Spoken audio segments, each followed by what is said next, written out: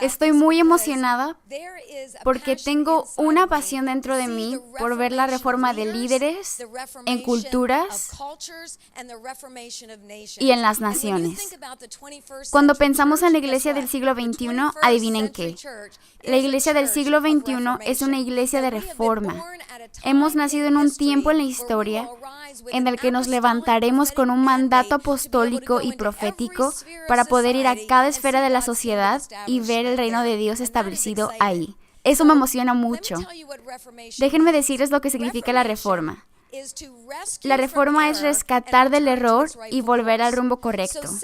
Entonces, debemos reconocer que cuando Dios creó al hombre y lo puso en la tierra, ¿lo hizo para qué? Para ser bendecidos, lo que significa que nos empoderó para tener éxito. Fuimos creados para ser exitosos. Dios nos plantó en esta tierra, o plantó a Adán y a Eva en esta tierra para que fueran fructíferos, para multiplicarse, tener dominio y señorear, ¿correcto? Pero cuando ellos pecaron, renunciaron a esa autoridad, a esa habilidad de tener poder y se la entregaron al enemigo.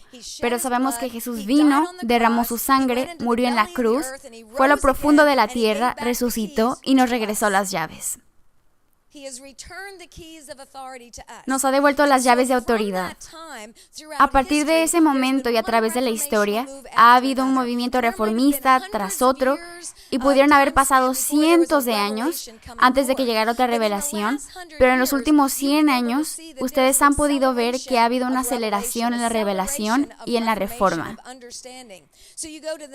En los años 50 recibimos la revelación del pastor, en los 60 la revelación del evangelista, en los 70 del maestro, en los 80 del oficio del profeta, la cual causó temor en el cuerpo de Cristo en aquel entonces. Luego en los 90 el oficio del apóstol, después al mover de los santos.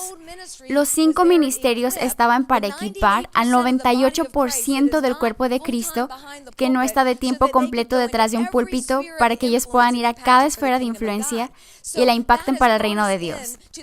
Entonces, eso nos trajo al siglo XXI, en el que Dios nos está levantando a ti y a mí para ser voces para el reino, para ser su mano extendida. Tenemos la maravillosa oportunidad de vivir una aceleración en el avance del reino. Reconocemos que el tiempo entre la reforma y la revelación se está reduciendo cada vez más y más. Estamos en una temporada de gran cambio en el cuerpo de Cristo. No creo que todavía tengamos un marco de referencia para lo que Dios quiere hacer. Les contaré una historia acerca de mi mamá, quien tiene 91 años. Mi hija fue a visitarla y quería hablar con su papá.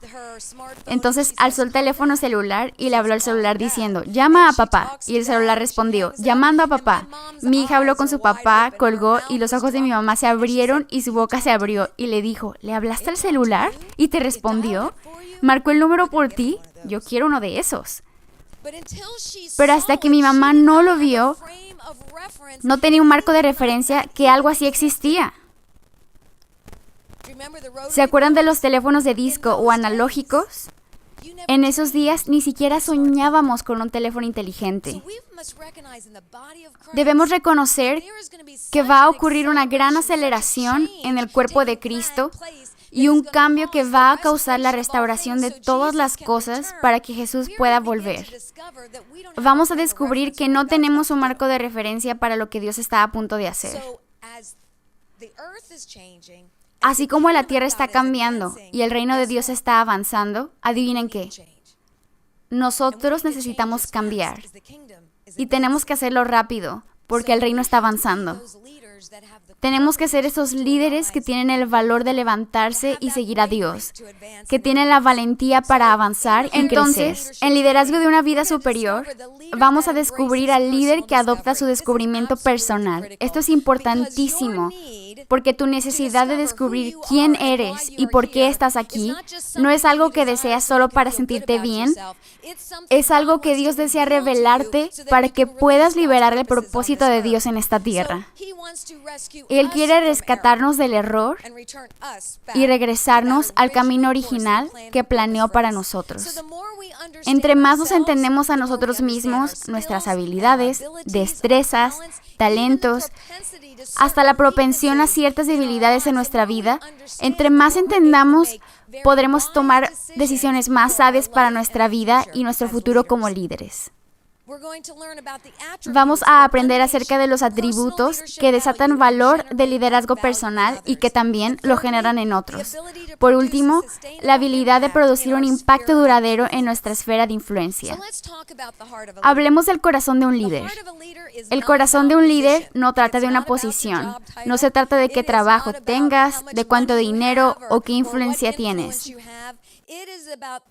Trata de tener el valor y el corazón para hacer una diferencia en tu esfera de influencia para los propósitos del reino. Ser un líder requiere valor. Se necesita valentía para decir, estoy aquí para hacer una diferencia. Estoy aquí para impactar vidas. Estoy aquí para establecer el reino de Dios y no solamente en las 4 paredes de la iglesia, sino en cada esfera de la sociedad. Se requiere valor para decir, ¿cuál es mi contribución para el mundo? ¿Cuál es mi papel? ¿Cuál es mi lugar en el mundo y cómo lo viviré? Es tener el corazón para validar y equipar líderes establecidos y emergentes, y no solo la gente, sino su habilidad para producir. Así que Dios está muy interesado en quiénes somos y lo que nos ha mandado cumplir. Pero también es para validar sistemas, llevando la verdad a una cultura. Cuando una cosmovisión bíblica invade a una cultura, comenzará a cambiarla para alinearla con el cielo. Y eso puede suceder en una compañía multimillonaria. Puede suceder en gobiernos, en el sistema educativo, en cualquier esfera de la sociedad. Puede suceder en la familia. Entonces, ¿qué es una cultura? Una cultura es un sistema de reproducción de creencias que da forma a las acciones, lo que es o no es aceptable. En pocas palabras, una cultura diría, esto es lo que todos creemos. Creemos que una meta común nos une y la cual dice, esta es la manera en la cual funcionamos. Esto es lo que aceptamos y lo que no aceptamos. En las organizaciones con las que estoy conectada, el valorarse los unos a otros es parte de nuestra cultura. Deshonrar y faltar el respeto no se acepta en nuestra cultura. Gritar o escupir a alguien tampoco. Golpear y callar a una persona o decirle, háblale a mi mano, no es aceptable en nuestra cultura.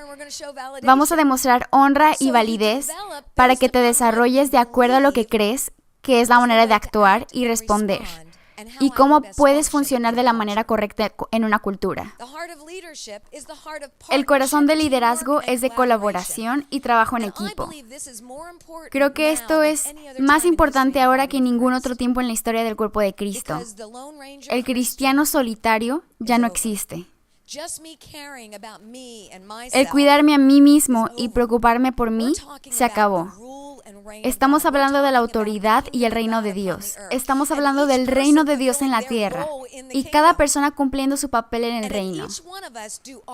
Si cada uno de nosotros hacemos nuestra parte, no habrá escasez y el reino de Dios se extenderá. El corazón del liderazgo es el corazón para usar nuestra influencia. La influencia viene de quién eres. Vas a influir basándote en tu identidad y propósito. La singularidad de quién eres como persona es tu influencia. Usas tu influencia para el bien de otros, lo cual es justicia.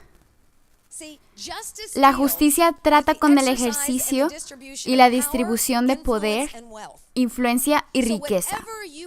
Lo que sea que tengas, lo que se te ha dado, la autoridad que tienes, las finanzas o la plataforma de influencia que tengas, esa es tu oportunidad. Es la distribución del reino, la distribución que se te ha dado. Si estás en la esfera de influencia de los negocios, esa es una distribución del reino de Dios que se te ha dado. El Señor está diciendo, necesitas usar esto para la justicia. Tienes una plataforma de influencia. Esta es tu oportunidad. Esta es tu plataforma para hacer justicia. ¿Qué significa justicia? Quiere decir defender. Cada vez que defiendes a alguien, estás ejerciendo justicia. Significa honrar. Cuando verdaderamente honras a una persona, estás ejerciendo justicia. ¿Serás alguien que celebra a los demás o solo los tolerarás? Y ellos se van a dar cuenta de la diferencia. Una es justicia y la otra es injusticia. La justicia es traer igualdad, equidad y la verdad. Significa poner todo en paz. Algunas veces tenemos que hacer frente a los conflictos para traer paz. Algunas veces necesitamos confrontación para traer paz. Otras veces necesitamos una reunión y conversar para brindar paz a una situación. Eso es hacer justicia. La justicia significa hacer lo correcto. No es algo difícil.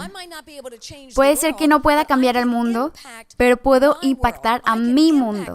Puedo impactar a mi esfera de influencia simplemente al hacer lo que es correcto. El hacer el bien, y a lo que me refiero es a invertir en otros al oír la voz de Dios, ser obedientes a la voz de Dios.